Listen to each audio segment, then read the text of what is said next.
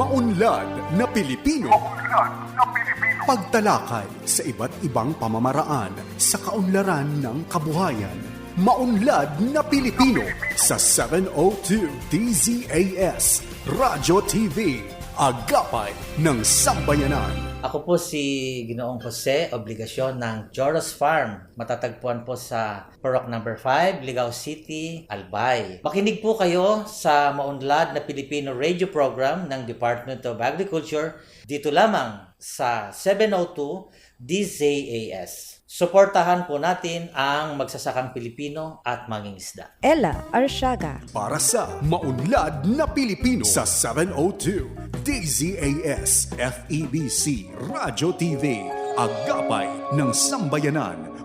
Gumigising ng maaga, panibagong hamon sa'kin ng araw na to. Magsusumikap at nangangarap para lamang sa inyo. Muli magandang araw mga ka-agri. Narito po tayo ulit sa Maunlad na Pilipino kung saan ay hatid namin ang mga kaalaman, balita at talakayan na iikot sa sektor ng agrikultura. Pep, bago po ang lahat, syempre ang pinakamahalagang gawain po natin ay nasa umpisa po ng ating programa, and by being mahalaga, yan po ang makikipag-usap natin sa Amang Lumikha. Kaya tara po, manalangin po muna tayo. Panginoon, sa gitna ng aming mga pangamba at pag-aalinlangan, kayo ang aming lakas. Lord, patatagin mo po ang aming mga puso at isip upang harapin ang bawat hamon ng may tapang at tiwala. Sa bawat hakbang namin, ipaalala mo pong hindi kami nag-iisa. Itinataas rin po namin dito sa MNP ang simula, kabuuan hanggang napag ng programang ito. Siyempre po, ito po ang aming mga samot dalangin sa matamis sa pangalan ng inyong anak. Amen. At para sa salita ng karunungan, sa konsepto ng pagpapahalaga sa oras, hindi na ibabalik ang sandaling sinayang. In relation to that, parang nagkaroon ako ng biglang insight. Sabi nga nila, the time you enjoyed wasting is not wasted time. O diba, ang dami nating naiisip. Magandang umaga po.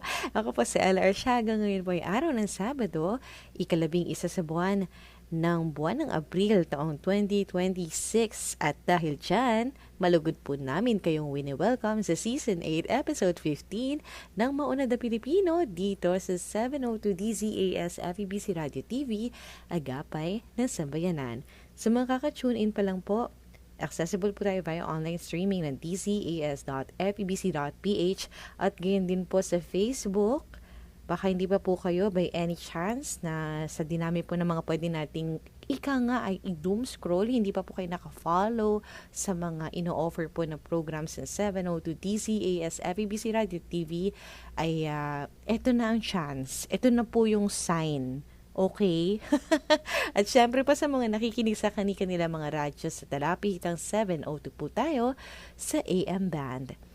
And from being, ako po yung nagsashallow sa kanya nung siya'y aktibo pa talaga dito sa ating programa, starting off with Maunlad na Magsasaka, ay siya po ay nagiging active po sa ating comment section. Walang iba kundi si Kajon Enriquez.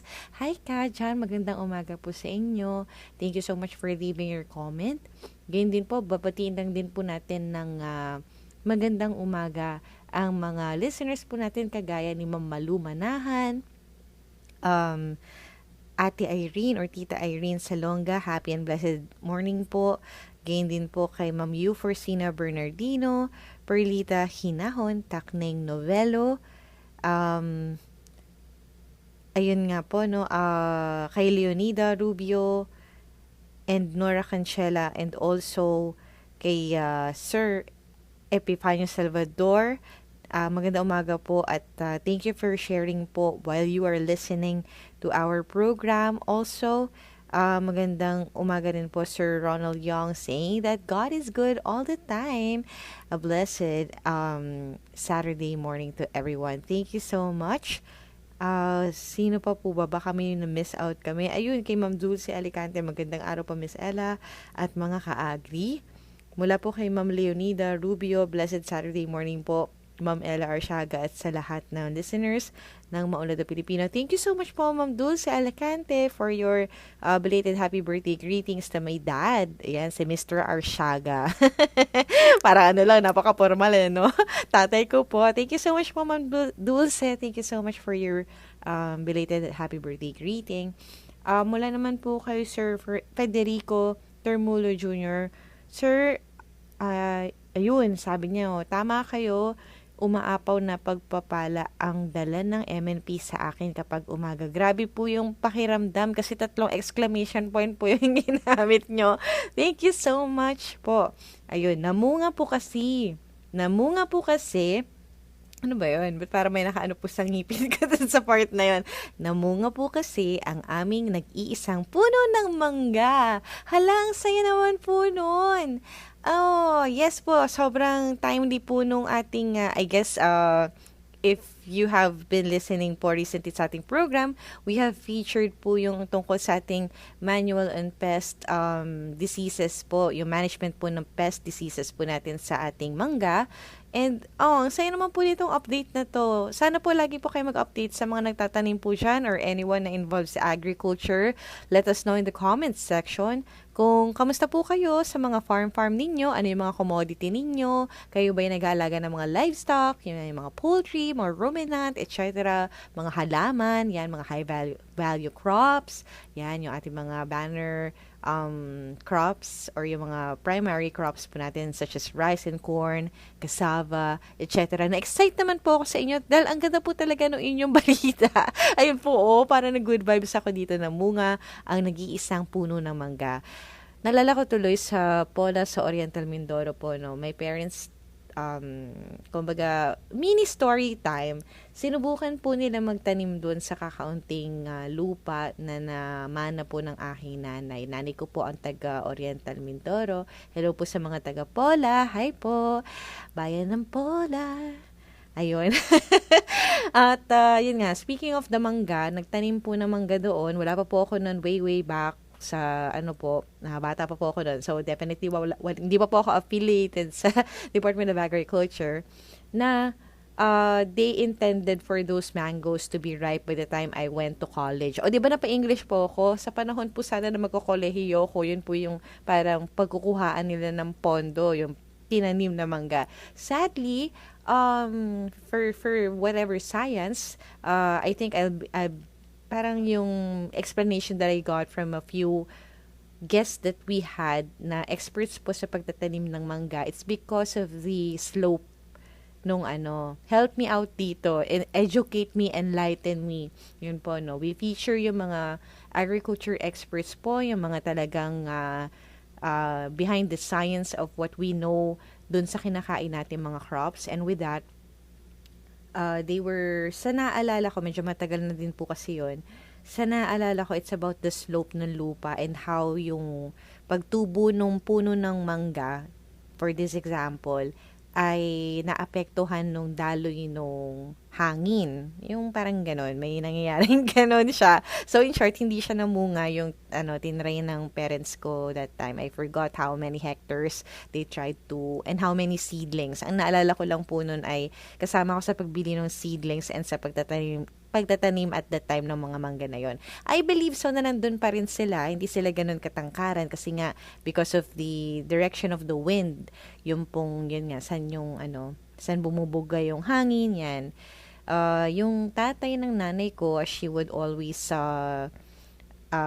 tell us through a story. Farmer po si Mamay. So, Mamay po, no? Pag yung ganun tawag sa lolo, nanay, Mamay. So, si Mamay ay farmer as of the many farmers po sa side namin and teachers as well. Ay mas kabisado niya yon. So, alam niya yung parang dapat saan itatayo ang mga specific, like yung saan facing dapat yung bahay, structures ng whatever inside the farm, the bukid in Pinamalayan. So, diba talagang ang dami, it's not in Pinamalayan, it's in Pahilahan. Sa Pahilahan yung kanila pong lugar.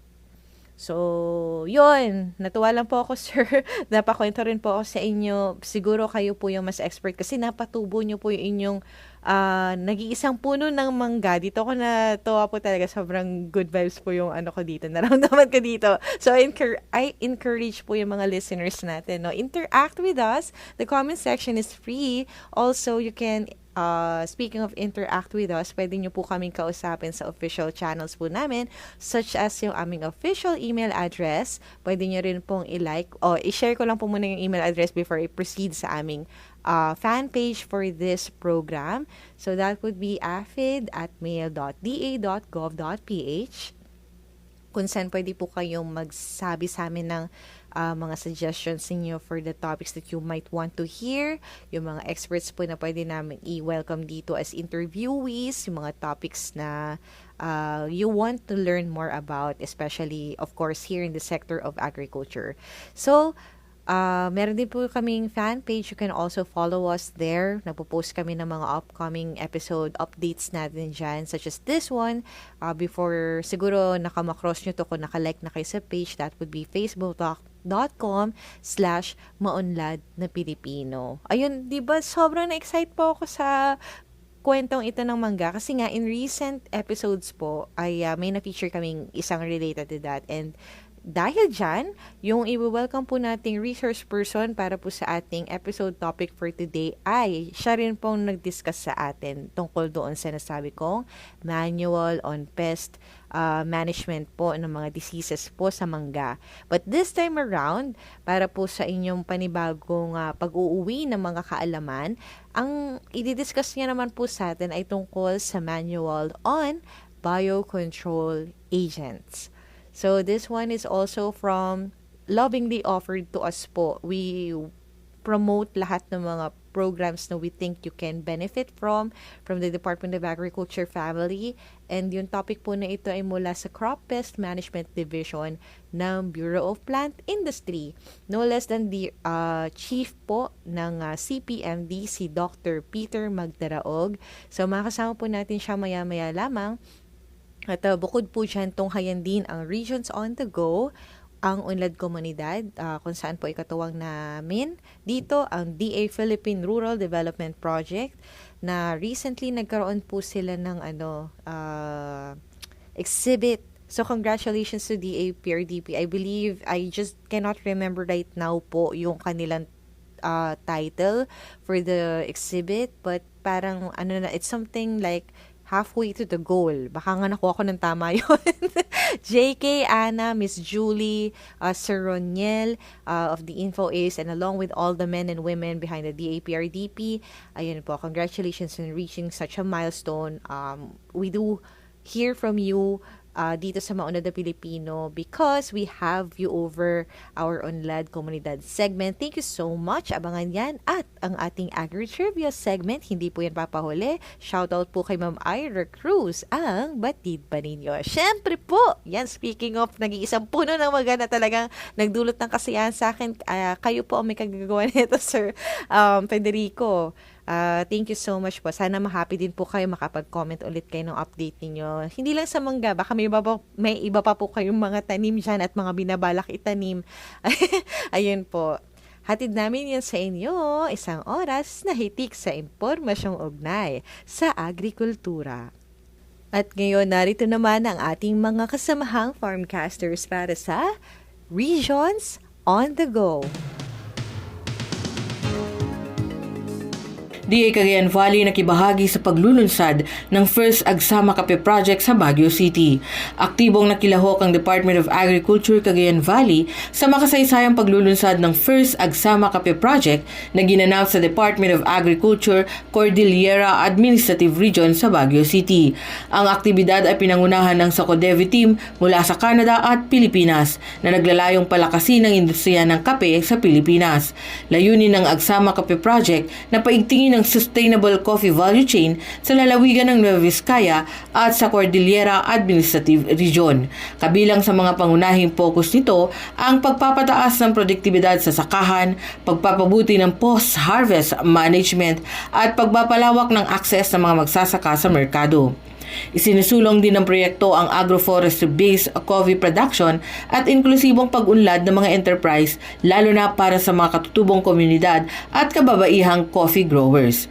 Ang proyekto ay pinatutupad sa pamamagitan ng pakikipagtulungan ng Department of Agriculture sa ilalim ng High Value Crops Development Program o HVCDP, katuwang ang SOCODEVI at iba pang ahensya tulad ng Cooperative Development Authority at National Commission on Indigenous Peoples.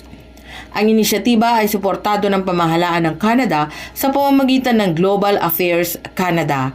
Para sa masaganang agrikultura at maunlad na ekonomiya, Mildred Alan, nagbabalita. DA Livestock Program First Quarter Assessment isinagawa. Isinagawa sa pangunguna ng Kagawaran ng Pagsasaka sa Gitnang Luzon sa ilalim ng Regional Livestock Banner Program ang kanilang First Quarter Assessment sa Fabotel, Angeles City, Pampanga nitong ika-25 hanggang ika-26 ng Marso. Layunin ng assessment na may pakita ang kasalukuyang estado ng implementasyon ng mga targeted na program at proyekto para sa paghayupan. Dinaluan ito ng Regional and Provincial Livestock Program Coordinators at Provincial Veterinarians mula sa 7 lalawigan ng 3 rehiyon. Inilahad sa assessment ni Livestock Regional Program Coordinator Hil G. David ang status tungkol sa continuing projects para sa 2025 at sa estado ng mga programa, proyekto at targeted para sa 2026. Kabilang sa pinakitang impormasyon ay ang physical and financial targets, swine industry recovery project, tulong sa mga duck raisers at livestock economic enterprise development o ang LEED. Nagkaroon din ng presentasyon sa kasalukuyang kalagayan at bagong impormasyon patungkol sa African swine fever at avian influenza sa rehiyon na ibinahagi ng agrikulturisto mula sa livestock program na si Noemi Guinto. Dexter Dumol para sa Agribalita, Central Luzon.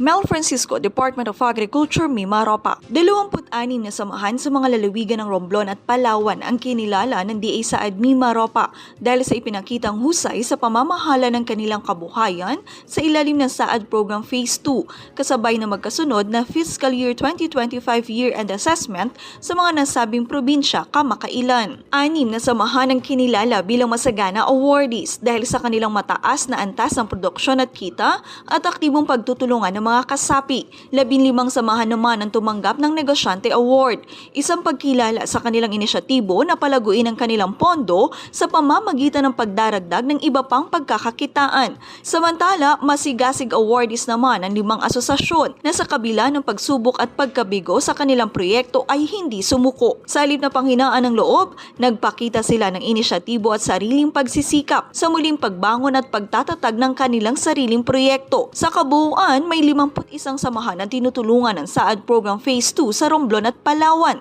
na namamahala ng iba't ibang proyektong pangkabuhayan. Samantala, nagpasalamat naman si Saad Mimaropa Regional Lead Marisa D. Vargas sa aktibong partisipasyon ng mga samahan at lokal na pamahalaan. Hinikayat din niya ang mga asosasyon na ipagpatuloy ang pagpapaunlad ng kanilang mga proyekto. Mel Francisco nag-uulat para sa Department of Agriculture, Mimaropa. Magandang araw.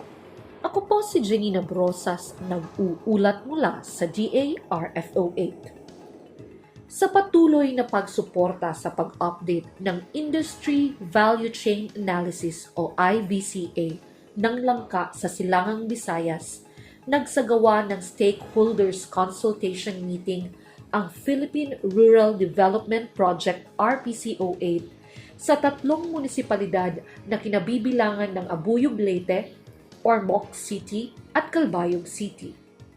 Aabot sa 80 ang nakilahok sa nasabing pagpupulong, kasama na rito ang mga magsasaka, processors, traders, LGU representatives, national government agencies at mga representante mula sa pribadong sektor. Layunin nito na siguruhin na ang updated IVCA ay sumasalamin sa kasalukuyang estado, katulad na lang ng mga pagsubok na kinakaharap at mga oportunidad sa jackfruit industry. Muli, ito po si Janina Brosas, nag-uulat mula sa GA Eastern Visayas. Pasilidad para sa kabataang magsasaka, pinasinayaan sa probinsya ng Davao del Sur. Formal nang ipinasakamay ng Department of Agriculture Davao Region sa pamamagitan ng Agribusiness and Marketing Assistance Division ang isang small-scale processing facility at training hub sa bayan ng Matanao noong March 31, 2026. Ang naturang proyekto ay bahagi ng Young Farmers Challenge program sa ilalim ng inisyatibong Business Development Assistance. Ang hakbang na ito ay alinsunod sa mandato ng Agribusiness and Marketing Assistance Service na maghatid ng tulong teknikal at serbisyong pangnegosyo para sa mga negosyong pinatatakbo ng mga magsasaka at mangingisda. Pangunahing layunin ng pasilidad na suportahan ang mga dating benepisyaryo ng YFC sa Matanao at mga karatig lalawigan. Nilalayo nitong palakasin ang mga youth-led agri-enterprises sa pamamagitan ng pagpapataas ng antas ng kanilang produksyon at pagpapahusay sa value-adding capabilities ng kanilang mga produkto. Magsisilbi itong shared facility kung saan maaaring magtulungan ang mga kabataang magsasaka at ang kanilang mga organisasyon para sa isang mas matatag na negosyo.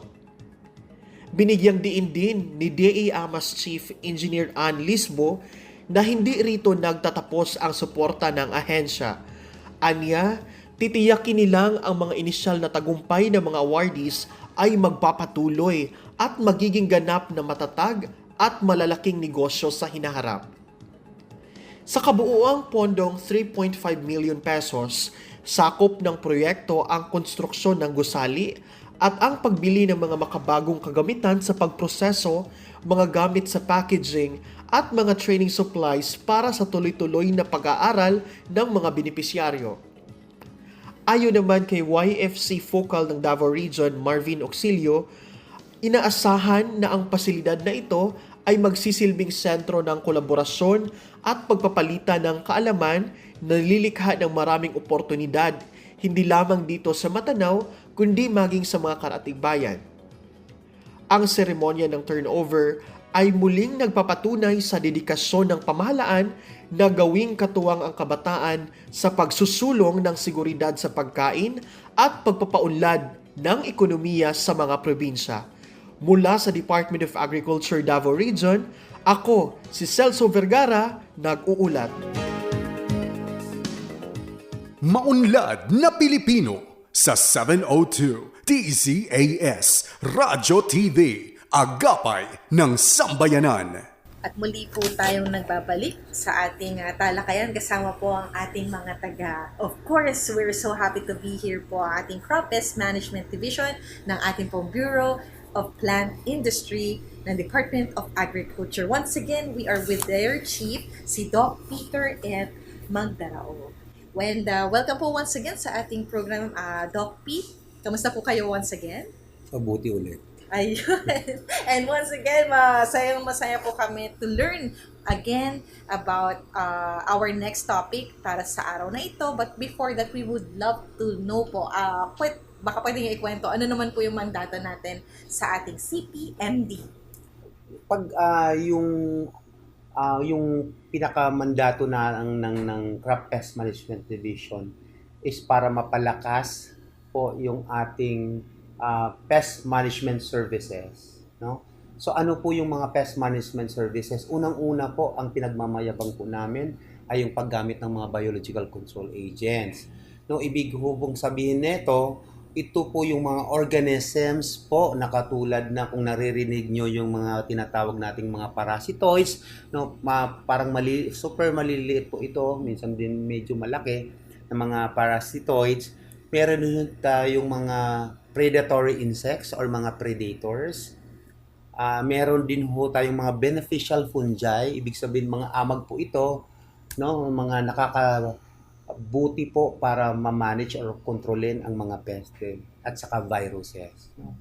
So, may mga farmers po kasi tayong medyo ayaw sa mga paggamit ng pesticide. Ito yung mga organic farmers. Yung gusto nilang mag-organic. So, ang aming isa sa mandato, i-promote po ang paggamit ng biological control agents. So, mga living organisms po ito. So, kung ayaw mo ng pesticide, this is a perfect management strategy, the use of biological control agents. So, malamang, of course, nabanggit po natin, pagbati po sa ating mga organikong magsasaka dahil kayo po pala ay dito, kumbaga modelo sa ating paggamit po ng ating mga management na ito, ng ating mga peste sa ating sakahan. Doc Pete, para lang sa information po ng mga hindi gaanong familiar, ano-ano po kaya itong mga biocontrol agents na madalas na ginagamit po sa Pilipinas? Okay. Sa Pilipinas po, meron ho tayong mga 144 laboratories, no? Nationwide po ito. Ito po yung mga nagpaparami ng mga beneficial organisms or tinatawag po nating biological control agents. So, dito po sa syudad, ito po yung aming division. Pwede ho silang kumuha dito ng mga beneficial organisms. Ngayon, meron ho tayong tinatawag na mga regional partners. Sino po ang mga ito? Ito po ay under ng Regional Field Office or DARFO. Ang pangalan po ng ating mga regional partners po na ito ay yung Regional Crop Protection Centers or yung RCPC. No? So itong mga RCPC po ito ay sila din po ay nagpaparami ng mga beneficial organisms no ito at yun po ang ipinamimigay sa mga farmers for free. So libre po ito nilang makukuha. So, ang mga region po ay meron din pong tinatawag na mga biocon village type laboratories. So, ito po yung mga village type na kokonting or mga small laboratories na ang nagpapalakad po nito ay maaaring taga-LGU at saka yung mga Farmers Association. O yun, mga ka-agri, alam nyo po ba yun? So, nabanggit po ni Doc Pete, ito po ay accessible even sa ating mga rehiyon. Hindi nyo po kailangang mag-travel to Manila just to have po yung ating mga, tama po ba ang ating magiging term, mga kakampi sa sakahan, ang ating po mga BCA. At dito nga po, Doc Pete, parang na-imagine ko lang po, sabi po, pwede tayong pumunta sa mga ating tanggapan para kumuha po ng ating mga kakamping ito sa sakahan. Nakapakete po ba yan? Ano po bang itsura ng mga ito? Ito po ba parang kahit hindi farmer, inutusan lang yung anak ni farmer, anak, kumuha ka ng ganun sa madali lang po bang makukuha yan? Pag sinabi nating, ang bawat organisms ay may kanya-kanyang packaging or kung saan man sila pwedeng ilagay bago mo siya i-release, no, or ilagay sa field. So sa mga parasitoids may tinatawag ho tayong trichogramma. So maliliit na ito, halos microscopic po sila. So may nilalagay po sila sa tinatawag nating trichocard. So nakapaloob po diyan sa librong 'yan anong itsura ng trichocard. So yun po yung nilalagay natin, inahang natin 'yan sa palayan, pwedeng sa vegetable at saka sa maisan. So depende kasi may tinatawag tayong mga host specific. So hindi lahat ng beneficials ay kayang patayin or kainin niya. So, very specific po siya. So, pagdating naman po sa mga predators, may mga tinatawag ko kaming mga rearing boxes, no? So, bubuksan mo lang siya and then doon mo siya i-release or itataktak mo lang siya katulad ng mga airwigs and then sila na yung maghahanap, no? Since mga mga buhay na mga insekto. So, maghahanap sila ng pagkain. Ang ating pong mga BCAs po ay may kanya-kanyang pamamaraan at wastong may tamang wastong paghawak, no, pag-iimbak at saka yung tamang pag-release, no, para matiyak natin na sila ay maging mabisa, no, at very ang tinatawag natin nitong effective, no. Ayan maging effective pag siya ay i-release mo sa field. Now, for instance, halimbawa, anong oras mo ba siya i-release? Tanghaling tapat mo siya, madaling araw, gabi mo siya. So, nakapaloob po sa libro na yan, yung tamang paggamit, no? So, generally, ang mga insektong meron kami, nire-recommend namin siya ng very early, habang hindi pa mainit, or late in the afternoon para hindi masyadong stress sila sa environment lalo pag mainit na mainit. So meron ho tayong mga wastong pamamaraan para ho sila kung paano i-stock, i-store at saka yung pag-release. Bali, meron naman po tayo yan, sapat na gabay. Kapag ka na-hand na yung ating PCA, merong instruction kung paano ito gagamitin.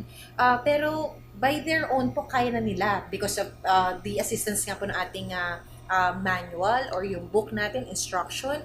Gano'n po sila kadalas na dapat sumangguni pa sa DABPI? Yung ating mga farmers kasi, minsan hindi suffice yung or hindi enough yung libro, no? Kasi may mga libros, itong libro kasi is very for me is a very technical. May mga terminologies po kasi dito na hindi maintindihan ng farmers. So itong libro na po ito ay intended para sa ating mga RCPC, yung tinatawag ko pong mga regional partners natin. And pwede yung gamitin ng ating mga researchers, no? Yung mga ating mga LGU, no, na tumutulong sa ating mga farmers. So nakapaloob po dito ang gabay po para sila ay mag-guide ng mga farmers. So ang ginagawa naman po namin sa farmers pag sila po ay nagda-direct dito or yung mga nagda-direct sila sa regions, tinuturuan pa rin po sila ng tamang paggamit. So hands-on po namin tinuturo sa ating mga farmers, no, ang tamang paggamit at saka yung tamang pag-mix, pag-release ng ating mga BCAs. So ayun nga po, paano po by the usage of our manual po on the BCAs, paano po nito na po promote yung biodiversity conservation? Okay, ang paggamit kasi ng mga biological control agents, kaya namin siya pinopromote, ay malaki ho kasing tulong ito para makabawas ho sa paggamit ng labis-labis na paggamit ng mga pesticides. So, ito po ay sa aking palagay ay very recommendable, no, sa mga nag-o-organic, no. Kung ayaw mo ng pesticide, ito po yung tamang management para ho makontrol or ma-manage yung ating mga peste sa ating mga sakahan.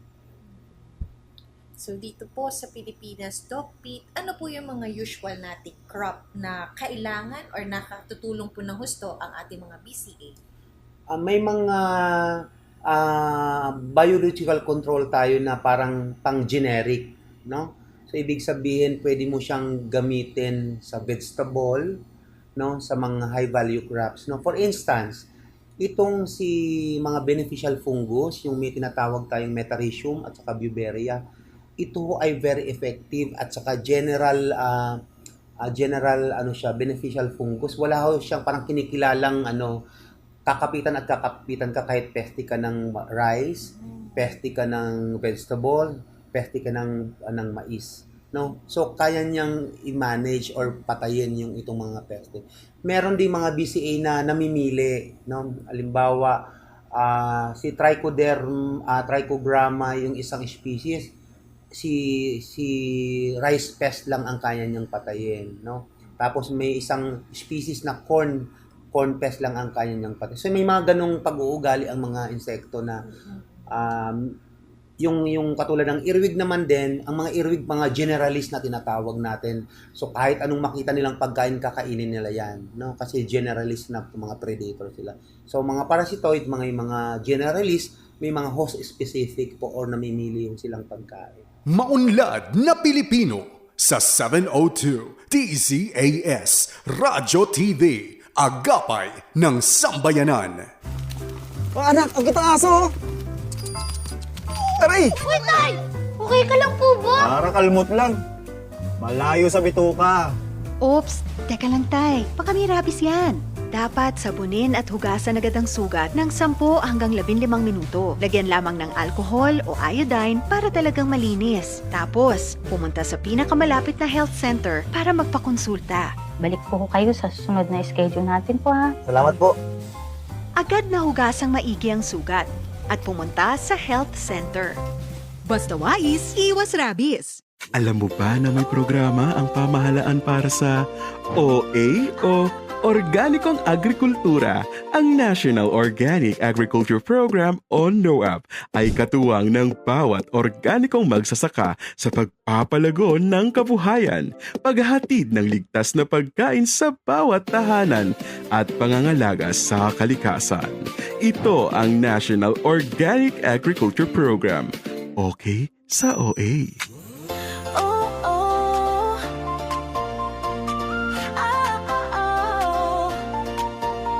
Hindi madali ang landas ng organiko, pero sa dulo nito, tagumpay ang nakatago. Buhay ng magsasaka, konsumer ay pinapahalagahan para sa kinabukasan. Huwag tayong ihinto sa OA. May rason ang bawat hirap, may halaga sa puso. Kita umapaw pa, kaya't huwag nang magkatubili.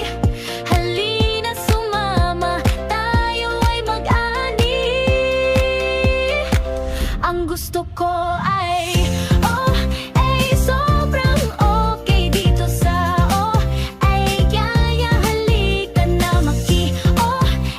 halina at kumita sa organikong agrikultura.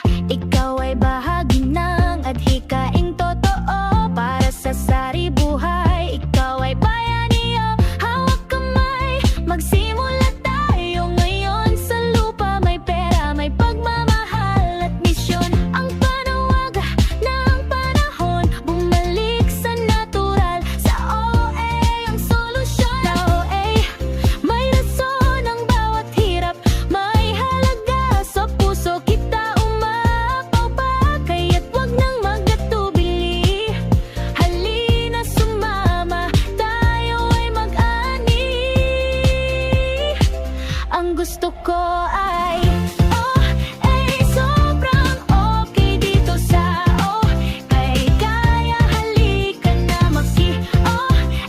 halina at kumita sa organikong agrikultura. Para sa bata, para sa lolo at lola, sa mundong protektado tayong simula. Ikaw ay kasama rito sa organikong agrikultura. May tunay na kasaganahan. Ang gusto ko ay sobrang okay dito sa kaya halika na halina at kumita sa organikong agrikultura. Organikong agrikultura. Kinabukas ay sigurado ka. Okay sa katuwang ng OA, ang NOAP.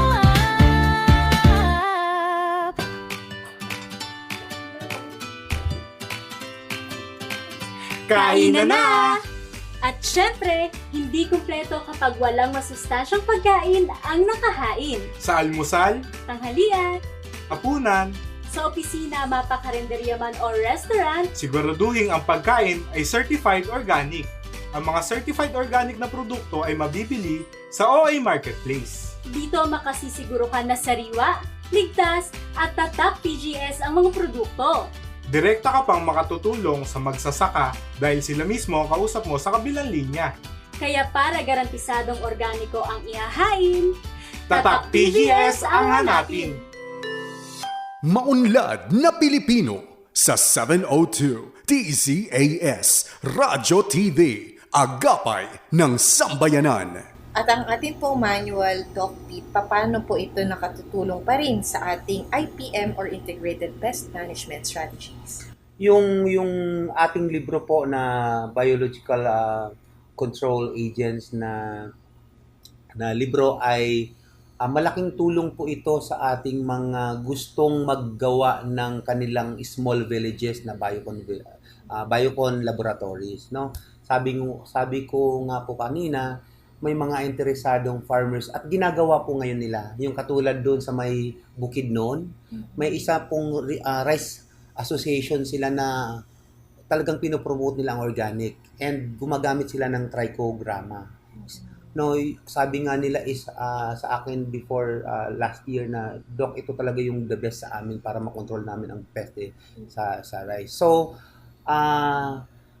itong aming manual ay guide, no, sa mga, alam kong marami pang nagpaparamdam at gustong may mga interest na mag-establish ng sarili na ng laboratory. So, itong libro na ito ay magiging guide nila kung paano magparami po ng kanilang mga BCAs. So with the love and effort po ng ating Bureau of Plant Industry, specifically po ang ating Crop Pest Management Division, atin na nga pong mahawakan, mababrowse ang ating pong tinatawag na Biological Control Agents Mass Production and Utilization Protocol. Sila po ay nasa second edition na po taong 2025. So kung wala po kayong kopya niyan, Doc Pete, kayo na po ang magsabi saan nila maaaring makuha o magkaroon sila ng kopya nito. Itong mga libro na ito na Biological Control Agents, kung gusto niyo po ng kopya, maaari ho kayong pumunta din sa mga RCPC or Regional Crop Protection Centers. Pero maaaring hindi ho sa inyo ibibigay yung libro, pero pwede niyong picturean or i-scan, no, ang kanilang mga libro. And so far ngayon may mga stock pa kami. So pwede ho kayong pumunta sa Bureau of Plant Industry. Hanapin nyo lang po ang Crop Pest Management Division, no? And malay nyo po, mabibigyan ho namin kayo ng libre. Itong libro po na ito. Ayan. And for more information siguro, magtungo po tayo sa mga official channels na ating, once again, Bureau of Plant Industry. Doc Pete, bago po namin kayo pakawalan, baka may nais po kayong iwang short message po sa ating mga listeners. Okay, ang sa akin ay bilang advocate po ng pest management, para ho siguro yung hindi tayong magiging reliant sa mga paggamit ng mga pesticide, maaari ho nating i-promote ang paggamit ng mga beneficial insects, mga beneficial fungi, beneficial viruses na maaari nyong makuha sa Bureau of Plant Industry and also sa Regional Crop Protection Center, no? Ito pong aming mga ginagawa ay para ho sa kapakanan ng ating mga farmers, para ho hindi ho sila magkasakit. So remember, ang mga pesticide, pag sobra-sobra ho ang paggamit, nakakasira ho sa kalikasan sa ating mga health. And yeah, that's why we are promoting an integrated pest management, particularly on the use of these biological control agents. Yan. Sigurado kami may natutunan po kayong bago ngayon sa ating panayam at aabangan pa po natin ng mga iba pang makatutulong sa ating kalikasan, sa ating agrikultura, sektor ng agrikultura mula po sa ating CPMD. Once again, Doc Pete, maraming salamat po. Maunlad na Pilipino sa 702 DZAS Radyo TV, Agapay ng Sambayanan. Ayan, syempre we're so happy to have with us once again ang Unlad Komunidad o UK. Sa segment po na ito, kagaya na nabanggit natin kanina, nag-start po yung ating program. We have the Philippine Rural Development Project at for this morning hatid sa atin ni Lawrence Renomeron, ang manunulat mula sa RPCO8 ang ating UK.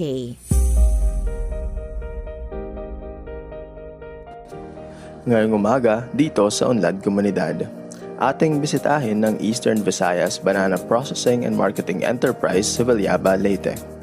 Ito ay parte ng pagpapatupad ng mga proyekto ng Department of Agriculture, Philippine Rural Development Project o DA-PRDP Scale Up. Ang Philippine Rural Development Project na naglalayong maitaas ang ani at kita ng ating mga magsasaka at mangingisda ay sinusulong sa ilalim ng kagawaran ng pagsasaka mula noong taong 2014. Upang mas lalong mapalakas ang mga samahan ng magsasaka at mapabuti ang produktibidad sa kanayunan, pinangunahan ng PRDP Regional Project Coordination Office 8 ang pamamahagi ng mga kagamitang pangsakahan sa 679 na magsasaka ng saging mula sa mga bayan ng San Isidro, Tabango at Villaba, Leyte mula Marso 9 hanggang 12. Kalikap din ang pag-inspeksyon ng isang 32-footer wing van truck upang mas epektibong maihatid ang sariwa at naprosesong produktong saging sa iba't ibang pamilihan.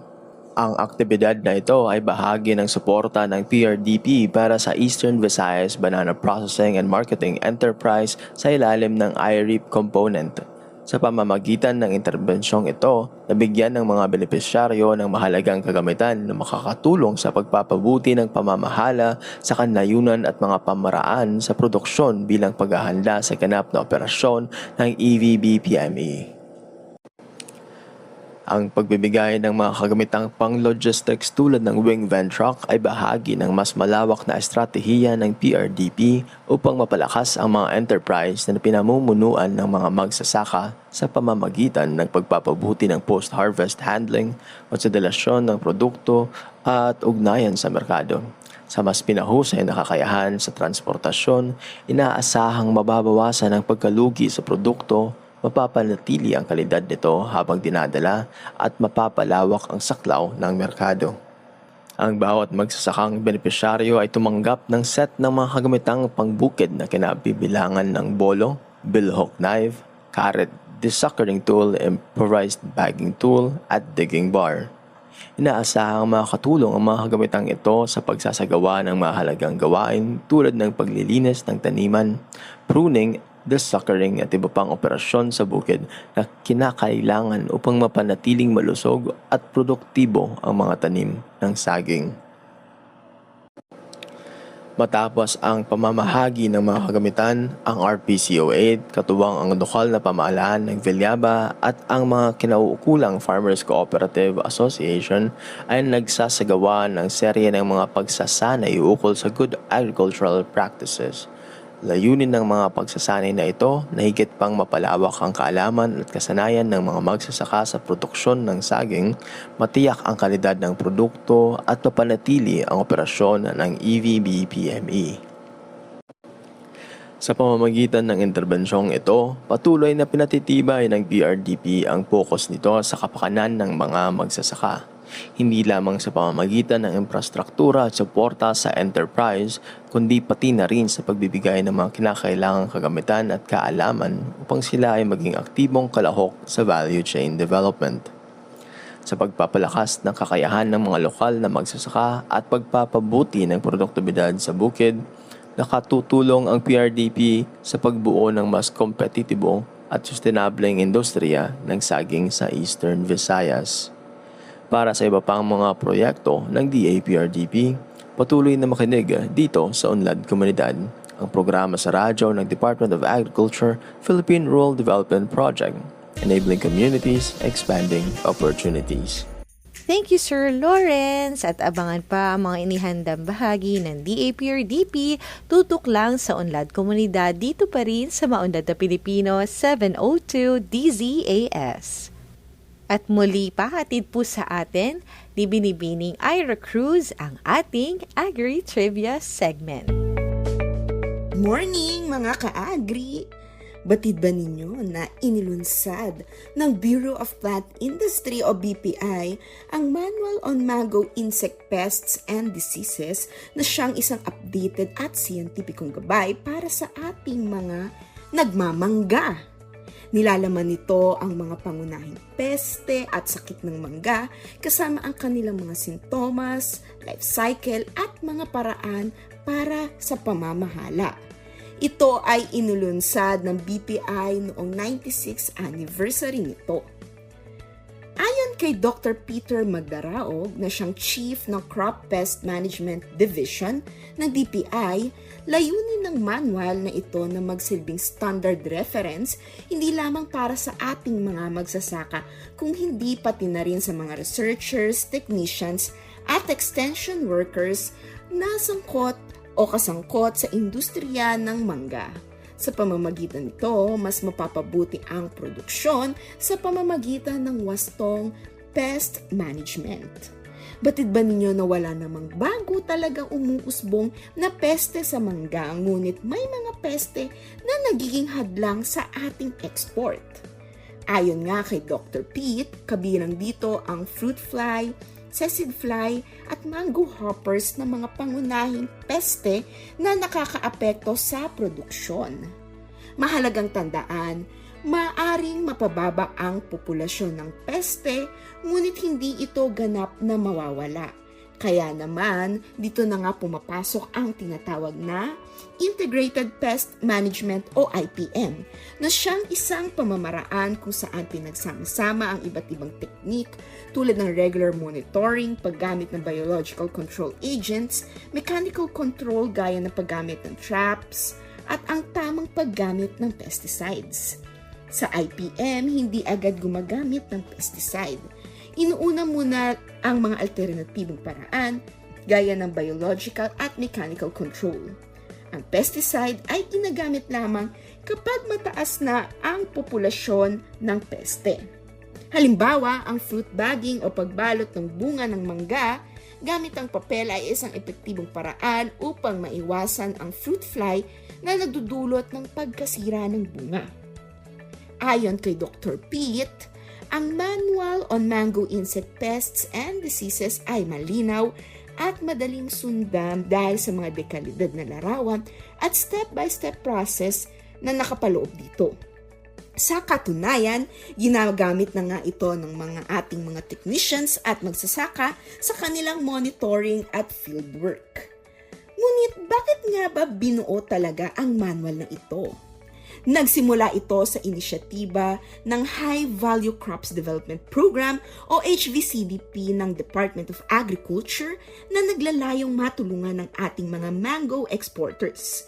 Noong 2024, may mga export nga na hindi pumasa sa international standards, particular sa Korea, dahil sa sobrang taas ng pesticide residue na lumampas sa maximum residue limit. Dahil dito, kinailangan ng mas maayos na gabay upang mapuksa ang mga peste tulad ng sisig fly nang hindi sumusobra sa paggamit ng pesticide. Sa ganitong paraan, napapangalagaan ng ating mga magsasaka ang kalusugan ng mamimili, matutulungan pa ang mga ating mga mango growers at napapalakas pa ang ating export industry. O ayan, ngayon alam nyo na ang tungkol dito sa Manual on Mango Insect Pests and Diseases na siyang inilunsad ng Bureau of Plant Industry. Muli, iyan ng ating Agri-Trivia segment, ang Batid Ba Ninyo? Ito po si Ira Cruz. Oh, surprise! O, di ba po, naibahagi po ulit sa atin ni Ma'am Ira yung tungkol sa ating Manual on Mango Pest Diseases. For more information po, you can contact po yung ating naging RP of the day, sina Doc Pete Magdaraog ng CPMD po ng Bureau of Plant Industry. They are more than willing to assist kung meron po kayong mga kailangan under their division and as well as make advantage kapag nagpunta po kayo sa kanilang tanggapan. Marami po silang mga offerings such as po yung mga libreng seeds and seedlings. Yan, lagi po namin sinasabi yan. Sa kanila main office, meron po yan sa San Andres, sa May Quirino ho. Malapit dyan sa talagang sinabi na po na malapit po dyan sa May Quirino, Taft Avenue sa Manila. And meron din po silang mga satellite offices. Kung kayo po yung nasa regions, I believe they do have their BPI stations in different regions. And dito po sa Quezon City, mayroon po silang satellite office sa may Visayas Avenue. Near naman po sa Bureau of Agricultural Research and sa compound po ng Bureau of Fisheries and Aquatic Resources. And with that, muli ay nagpapasalamat po kami sa oportunidad na kayo ay aming mapaglingkuran.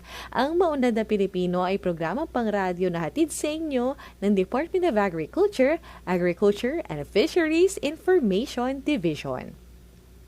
At para sa pagkain kaisipan, mula sa Aklat ng Mga Awit, Kabanata 65, Talata 13. Gumagala yaong tupa sa gitna ng kaparangan, at hitik naman ang trigo sa kapatagan. Ang lahat ay umaawit, sa galak ay sumisigaw.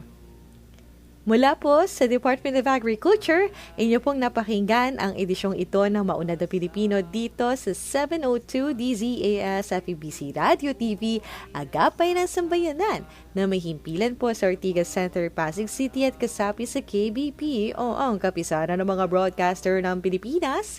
Nagpapasalamat po kami sa aming DZAS family. Yan po, lagi po naming talagang nakaantabay po sa amin kung kami may po talaga kakakailanganin ng tulong. Maraming salamat po mula sa aming maliit na pusong cute. Yan, kami po punong-puno ng pagpapasalamat para po sa bawat isa sa inyo. Thank you so much. At sa inyo po mga listeners, gayon din po sa aming maliit na pusong cute. Yan. I thank you so much for joining us, and we once again would like to invite you next Saturday 5 to 6 in the morning. Samahan nyo kami ulit sa ating panibagong episode na ihatid namin sa inyo. And along with all the people behind this program, kabilang po si Ma'am Ira Cruz, ang aming pong tanggapan ng DA-AFI, DA Central Offices and all its regional field offices, our farmcasters, our regional agriculture and fisheries information sections. Thank you so much po sa aming mga chiefs, mga regional information officers, mga public information officers. Sobrang hindi po magkakasya po lahat. Thank you so much po sa lahat. Hanggang sa muli po, ito po ang Maunlad na Pilipino, magtanim ng pangarap, mag-ani ng tagumpay para sa masaganang bagong Pilipinas. Ako po si LR Siaga. Enjoy the rest of the weekend! Habang nabubuhay ako ay sisikapin ko maibigay lahat ang kailangan nyo. Huwag kang mag-alala, akong bahala Maunlad na Pilipino sa 702 DZAS Radyo TV, Agapay ng Sambayanan.